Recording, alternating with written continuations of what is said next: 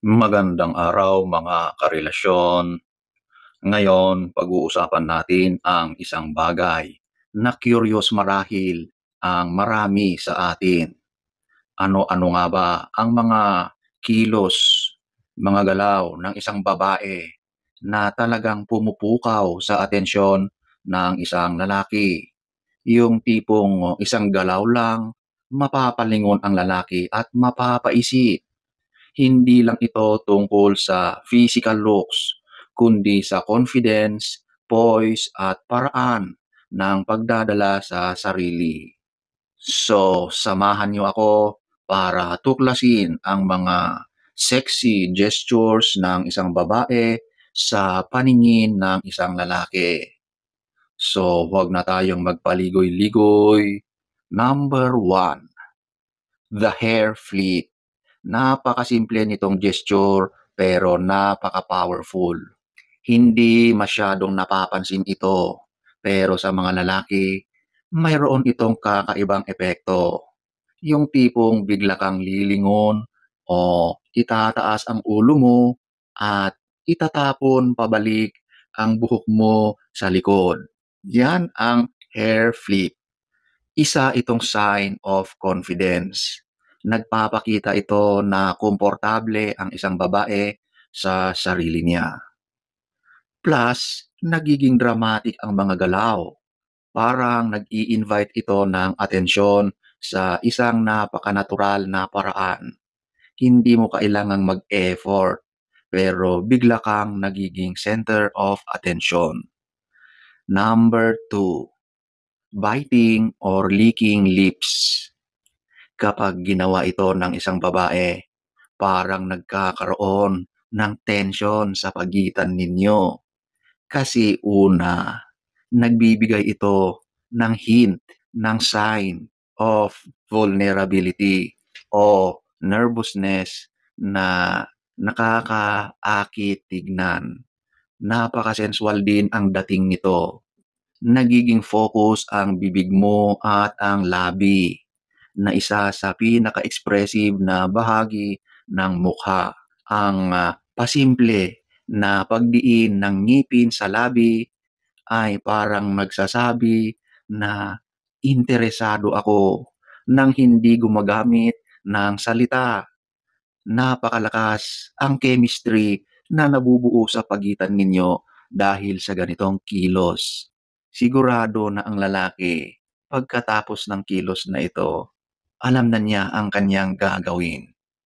Number three, eye contact at bahagyang pagngiti. Sabi nga nila, ang mata ang bintana ng kaluluwa.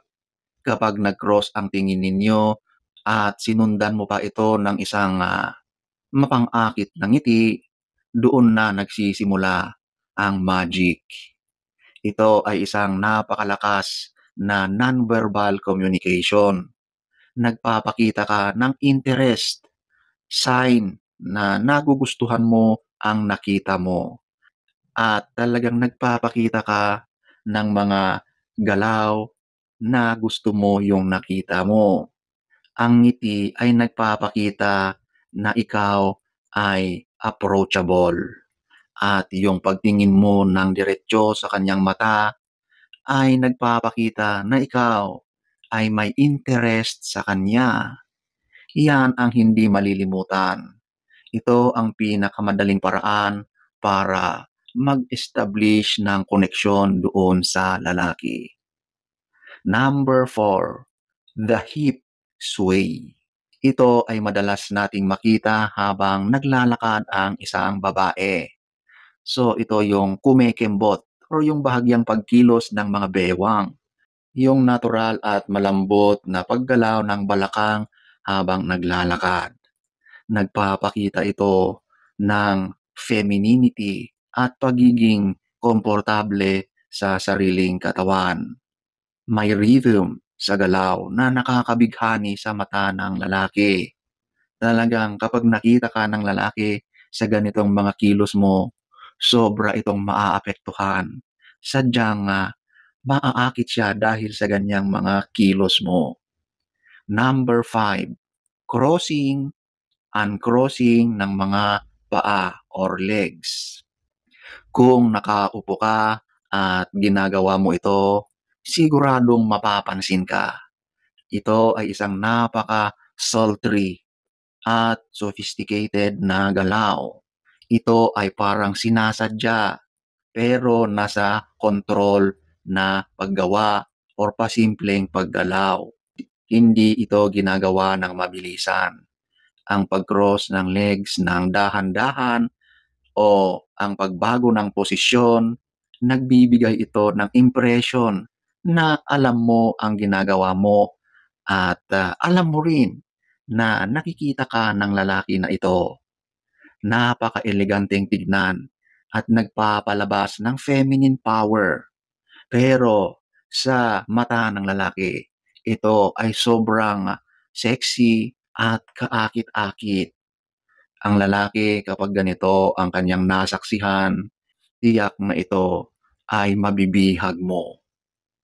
Number 6, whispering close to the ear.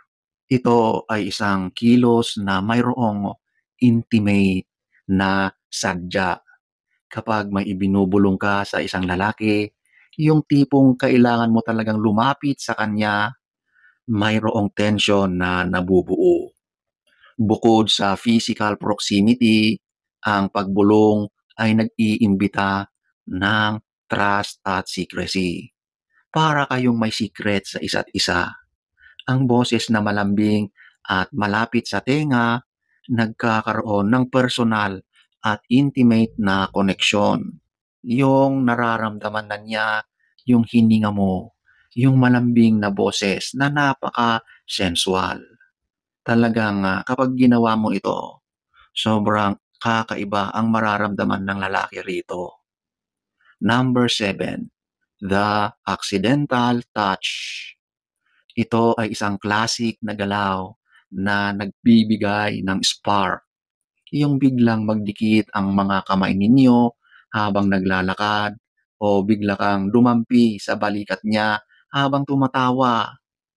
Ang mga ganitong mga kilos ay nagpapakita ng affection at sobrang interest doon sa lalaki. Nagbibigay ito ng kuryente, kakaibang pakiramdam.